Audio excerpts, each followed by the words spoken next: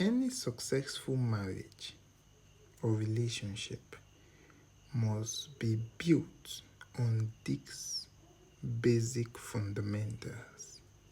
I'll play out a scenario or give an example of a scenario so you guys can be able to comprehend on what I'm trying to say. When you're sleeping on the same bed with your wife and she wakes up one morning and tells you she wants to end this marriage, you shouldn't have to ask why.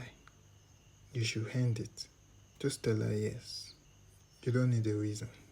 And if she says it's a joke, you still end it. Because no woman plays with what she values. I can tell you that. Even if it's a joke. Now, that same morning, the same moment. Now, it's not your wife that wake you up. If it's a thief or an armed robber that wake you guys up, maybe with a gun, that same moment. But now, the scenario has changed. It's not your wife waking you up for breakup. It's a thief that is doing the waking up.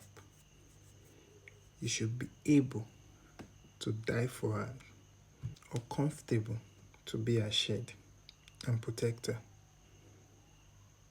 I'm not changing the time frame. That same morning, I'm painting a scenario of two people waking you up. If it's your wife that wake you up and says she wants a divorce, grant it to her without asking any question. If it's a thief that puts a gun on your head and say you or your wife, you should comfortably say you. Yes, you should be able to die for your wife and your children without thinking. That is how a man should live his life. But for a woman, it should be reversed.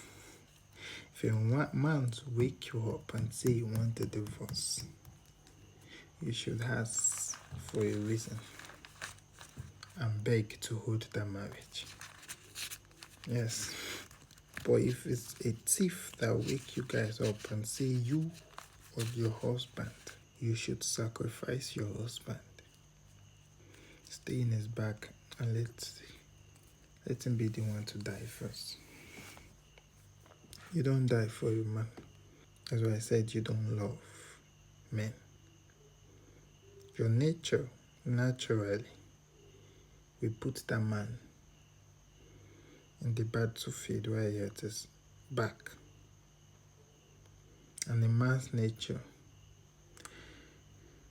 is to have the hero's mentality, which sometimes kills some men, but you still need it in some cases for protection. That's why I say when you guys are always open your mouth and just saying a man provide, protect, you think the word protect is not as heavy compared to the provision, right?